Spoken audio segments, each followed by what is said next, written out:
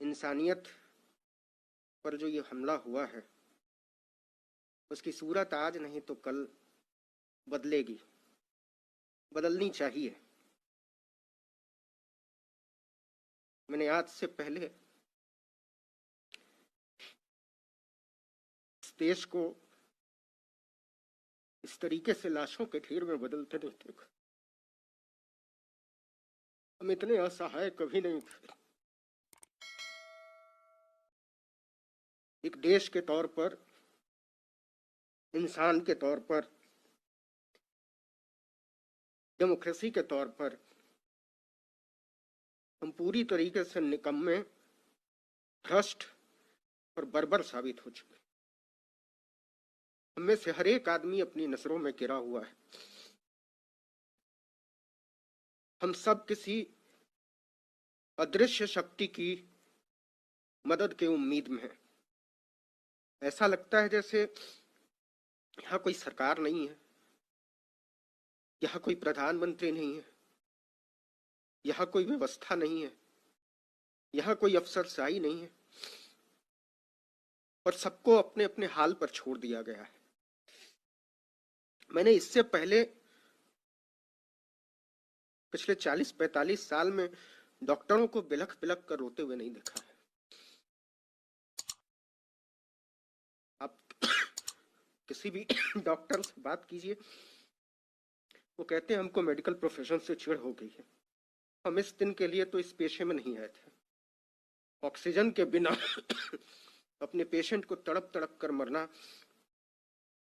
डॉक्टरों की नींद उड़ा दे रहा है।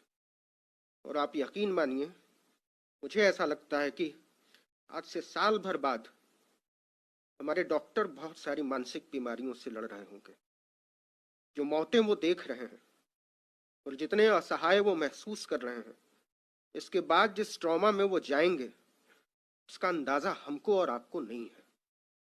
इस देश को नर्क बना दिया गया है, इस देश को दोजख बना दिया गया है और हम सबको इतना बेचारा बनाकर छोड़ दिया गया है जैसे हमारी कोई अहमियत नहीं।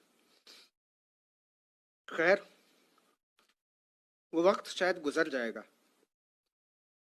और जब ये गुजरा हुआ वक्त हमारे सामने आएगा तो मुझे नहीं मालूम मैं रहूंगा नहीं रहूंगा, मुझे नहीं मालूम डॉक्टर मनीष रहेंगे नहीं रहेंगे, डॉक्टर सोनू रहेंगे नहीं रहेंगे, लेकिन जो लोग भी रहेंगे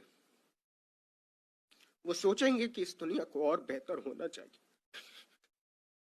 वो सोचेंगे कि हमको हमारी आने वाली नस्लों के लिए मंदिर और मस्जिद के झगड़ों से ऊपर उठना चाहिए।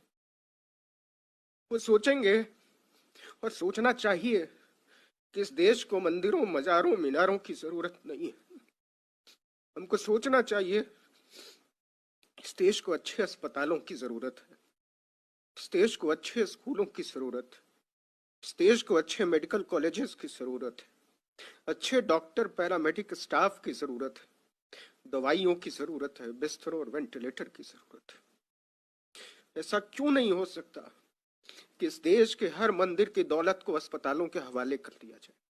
ऐसा क्यों नहीं हो सकता कि इस देश की हर मस्जिद को अस्पताल में तब्दील कर दिया जाए? ऐसा क्यों नहीं हो सकता कि इस देश में कोई मंदिर तब तक नहीं उठेगा जब तक कि उसके साथ 100 बिस्तर का अस्पताल नहीं बनाया जाएगा, उसके साथ कोई स्कूल अटैच नहीं होगा?